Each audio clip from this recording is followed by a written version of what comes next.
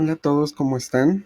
El día de hoy vamos a revisar justamente cómo se realizaría un programa interactivo en Prolog, que pues hasta ahorita justamente la única forma que hemos hecho para interactuar con el usuario ha sido mediante consultas y realmente no estamos interactuando con el usuario, sino que mm, si estamos jugando el rol de programadores, ¿no? Entonces a un usuario no le vamos a decir, mira, aquí está el código fuente, hasta unas consultitas, porque pues los usuarios no tienen conocimientos de programación y pues mucho menos de programación lógica, ¿no?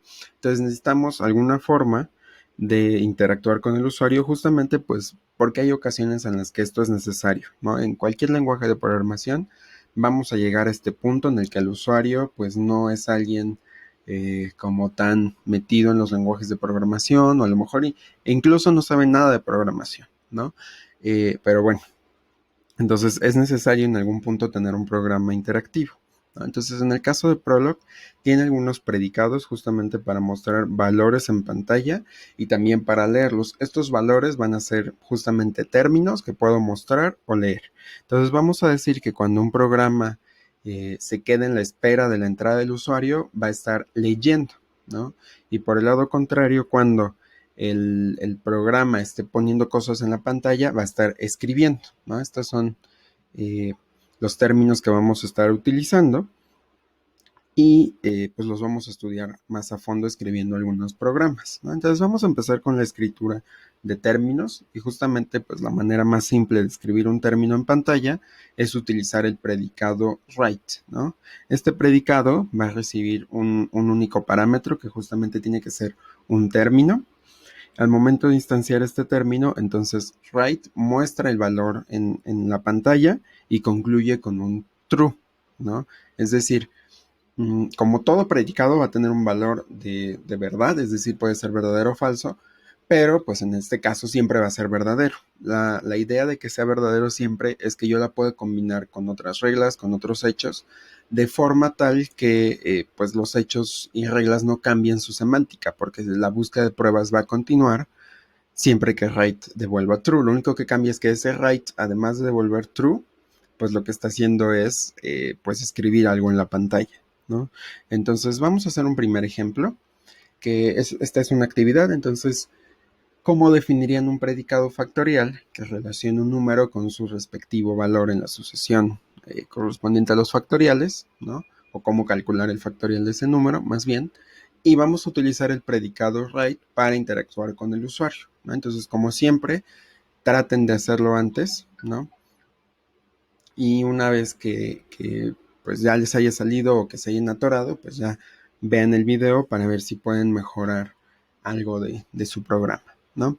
Entonces vamos a comenzar justamente, voy a abrir aquí nuestro clásico ejemplos.pl, ya tenía la solución de que estaba haciendo unas pruebitas ahorita, pero vamos a hacerlo de cero para que quede un poco más claro, ¿no? Entonces voy a agregar un comentario que es justamente pues la especificación del predicado que estamos definiendo, y este predicado va a recibir un número y la va a relacionar con esta f, que justamente es la relación que hay con el número y el factorial del número, ¿no? Entonces, este predicado relaciona, ¿no?, un número n con su respectivo factorial f, ¿no? Entonces, ¿cómo voy a hacer esto? Pues necesito especificar el caso base, el caso recursivo, ¿no? Entonces ya vimos la sesión pasada que pues los casos base necesitamos que se detengan de alguna manera, ¿no? Entonces, en este caso, ¿no?, vamos a poner el factorial de 0 como 1, como justamente un caso base o es un hecho, ¿no? Se va a detener la consulta, ¿no? Evitando que el backtracking pues siga haciendo búsquedas dentro del árbol, ¿no?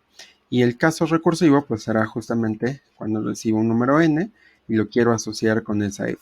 Entonces lo que tengo que probar justamente es que hay un valor anterior en la sucesión, o más bien dentro de los factoriales, para los cuales ya conozco su valor, ¿no? Entonces, por ejemplo, x2 más bien vamos a ponerle n2 mejor, sería el valor anterior a n, ¿no? Y ya que tengo ese valor anterior, que es el n-1 básicamente, pues le tengo que sacar el factorial para ver cuál es ese número anterior, ¿no? Entonces factorial de n2, ¿no? Voy a decir que es f2, ¿no? Ya que tengo ese valor ahí definido, pues vamos a calcular f, ¿no? Entonces ya sé que el factorial de n2, que es el número anterior, es f2. Entonces, ¿quién va a ser f? Pues de acuerdo a la definición de factorial, pues va a ser n por f menos 2. Y eso es la definición del factorial a la cual estamos acostumbrados, ¿no? Entonces, si aquí, déjenme me salgo de aquí, lo cargo. Si aquí volvemos a hacer la consulta, factorial, por ejemplo, de 5, nos dice que f es 120, por ejemplo, factorial de 6, pues es justamente 720, ¿no? Entonces, esta era la forma que teníamos antes de interactuar, ¿no? Entonces, pues como les decía, a los usuarios no les es tan útil involucrarse con a lo mejor el valor de las variables en las consultas o simplemente le interesa el resultado, ¿no? Entonces, para esto vamos a definir un predicado adicional, ¿no? Que lo que haga sea pues pedir más bien mostrar el valor del factorial en pantalla. Que lo muestre en pantalla de manera que pues el resultado nada más se muestre, a lo mejor y hay algún otro detalle, pero que no involucra al usuario con pues las variables, ¿no? Entonces vamos a definir este predicado con el nombre de muestra factorial. Le vamos a poner más bien la descripción, ¿no? Y entonces este predicado lo que va a hacer es recibir un número X, que va a ser justamente el factorial que calculé, y lo va a escribir en pantalla, ¿no?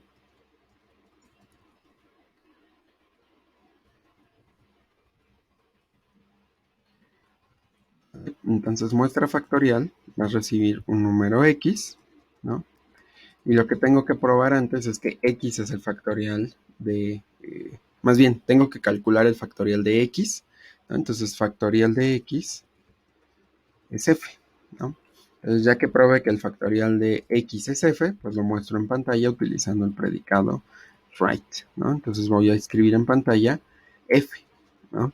Entonces vamos a hacer una consulta, bueno, vamos a cargar primero el script y vamos a hacer una consulta. Entonces, por ejemplo, si ponemos muestra factorial de 5, nos devuelve 120 y como les decía, concluye con un true. El true no podemos evitar quitarlo justamente porque lo que nos está diciendo el predicado write es que siempre es verdadero. Entonces va a imprimir true siempre. O sea, no es que no haga nada, ¿no? Internamente está mostrando el 120, pero siempre concluye con un true como cualquier otro programa. Pero si se dan cuenta aquí ya no salió el valor de la variable f ni nada por el estilo, ¿no?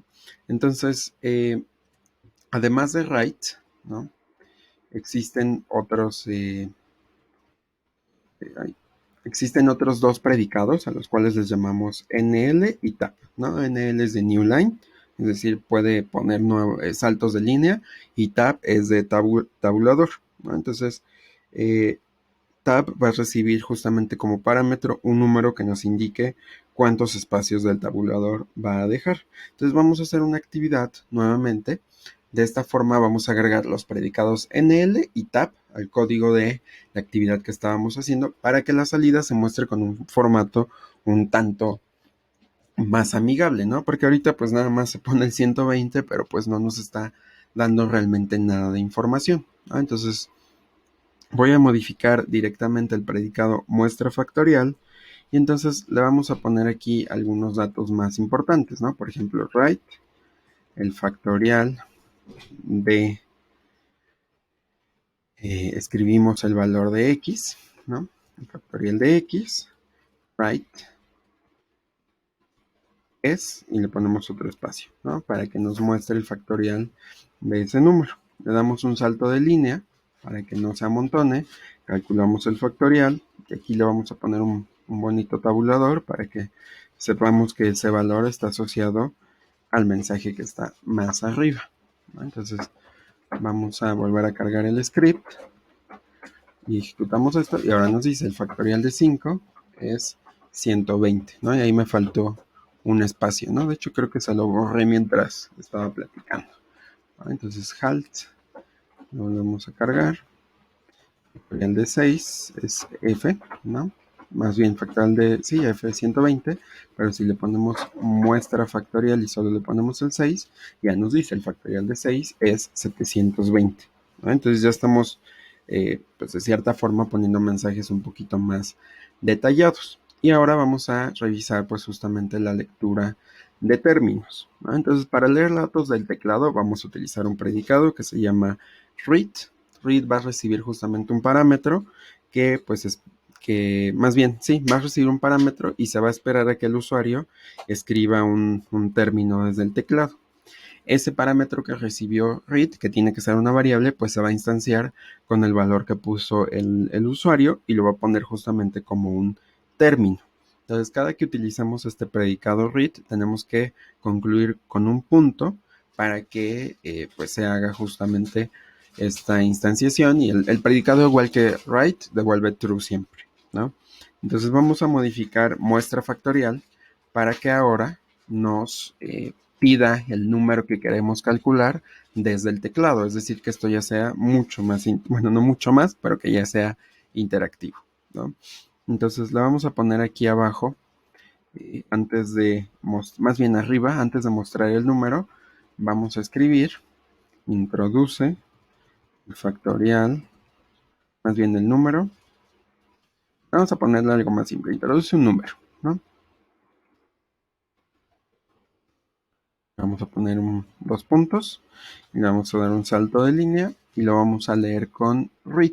Entonces read, como les decía, espera una, una, eh, una variable, ¿no? Entonces esta variable va a ser el número al cual le voy a calcular el factorial, por lo tanto nuestro predicado ya no necesita recibir parámetros. ¿Por qué?